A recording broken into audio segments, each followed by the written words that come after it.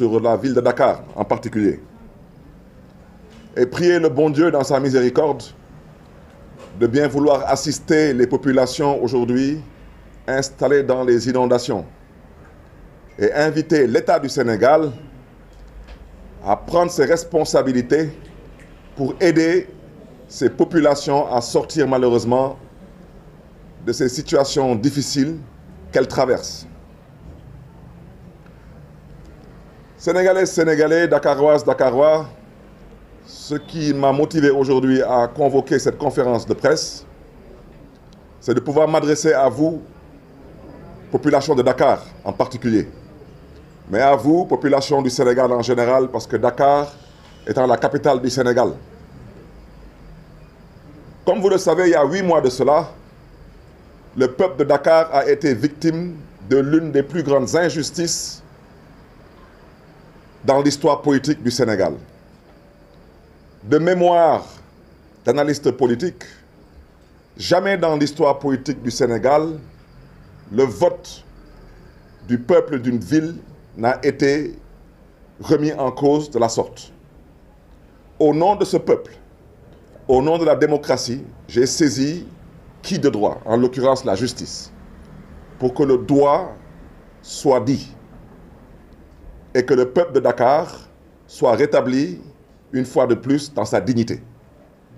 Je rappelle aujourd'hui que Dakar est la seule ville au Sénégal qui n'a pas de maire, de par la volonté d'un individu qui ne mérite que mon mépris et mon silence envers sa petite personne.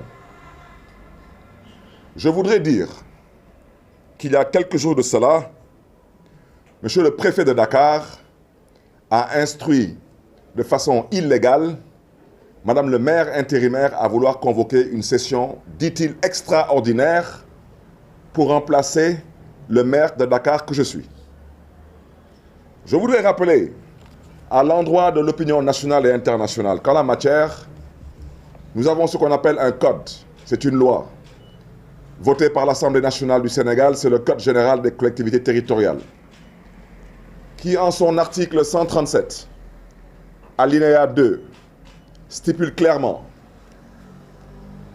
que pour pouvoir installer un maire ou un président de conseil départemental, cela ne peut se faire que par le biais d'une session ordinaire et non une session extraordinaire.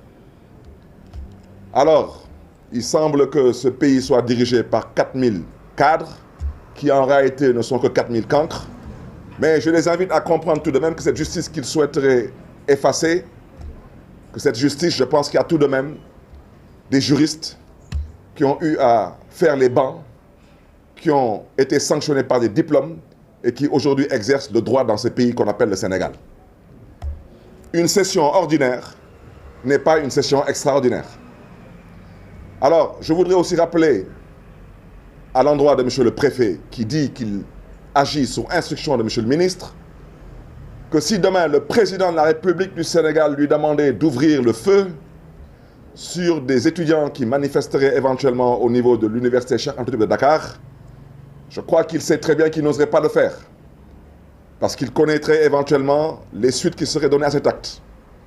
Quand l'acte est illégal, vous n'avez pas le droit, ni le devoir, ni la responsabilité de vous exécuter.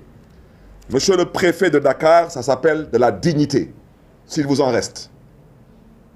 Je voudrais rappeler à l'endroit de madame le maire intérimaire de Dakar qu'elle n'a pas non plus le droit de convoquer cette réunion extraordinaire parce qu'elle-même viole le Code général des collectivités territoriales en son article 137, alinéa 2. Et je voudrais dire qu'au-delà de cette violation, je voudrais rassurer le peuple de Dakar, rassurer le peuple sénégalais, vous dire que il y a 8 mois de cela qu'on nous a causé ce tort. On a patienté dans la dignité, dans la foi. On invite aujourd'hui tous ceux qui se disent opposants, ou tous ceux qui pensent qu'il leur reste une petite once de dignité, ou tous ceux qui disent respecter le principe de la démocratie, et tous ceux qui disent respecter le peuple de Dakar et son vote. On voudrait que les uns et les autres comprennent qu'on ne peut pas vouloir une chose et son contraire. Je ne peux pas, moi, saisir la justice et parler de candidature. C'est totalement illogique. C'est irrationnel. Je ne peux pas, moi, introduire aujourd'hui un recours au niveau de la Cour suprême concernant l'illégalité dans laquelle le préfet de Dakar s'est installé et veut installer tout le conseil municipal. Je ne peux pas, au même moment où j'introduis pour le nom et le compte du peuple de Dakar un recours, en même temps parler de candidature. Et je souhaiterais surtout dire à ceux qui se disent être des opposants, on ne peut pas être opposant le jour et la nuit vouloir se métamorphoser et être quelqu'un d'autre. Et suivez mon regard. On ne peut pas vouloir dire être du côté de la légalité et de la démocratie et ensuite faire le contraire. Donc je voudrais dire que tous ceux qui mettront leurs pieds demain à la mairie de Dakar contribueront aujourd'hui à violer le vote du peuple de Dakar. Tous ceux qui mettront leurs pieds demain à la mairie de Dakar vont contribuer aujourd'hui à valider l'illégalité dans laquelle s'est installé le préfet de Dakar et souhaite par ricochet installer tout le conseil municipal de Dakar. On a patienté 8 mois par le biais d'un maire intérimaire. Eh bien, s'il faut continuer à patienter un jour de plus, parce qu'il reste actuellement quelques heures pour que la Cour suprême puisse se prononcer, et je n'ai aucun doute, parce que la Cour suprême ne peut pas se prononcer sur autre chose que sur du droit. Et le droit, ce n'est pas du charabia pour ces gougnafiers qui sont pressés. Le droit, c'est du français. Mais malheureusement, il y a certains qui ne parlent pas français, qui ne comprennent pas français. Vous comprenez?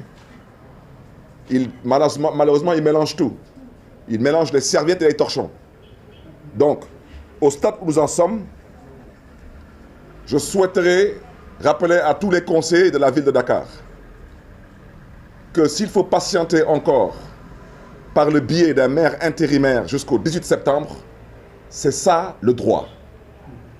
Quiconque choisit une autre voie a choisi de s'installer dans autre chose. Et à partir de ce moment, j'invite le peuple de Dakar à pouvoir mettre des visages sur ces personnes, mettre des noms sur ces personnes et mettre aussi des noms sur ces entités et ces dynamiques politiques. Parce qu'il n'est pas question, nous, les Dakarois et Dakaroises, il n'est pas question que des individus s'enferment dans une salle pour remettre en cause notre vote et notre choix. C'est de ça qu'il s'agit.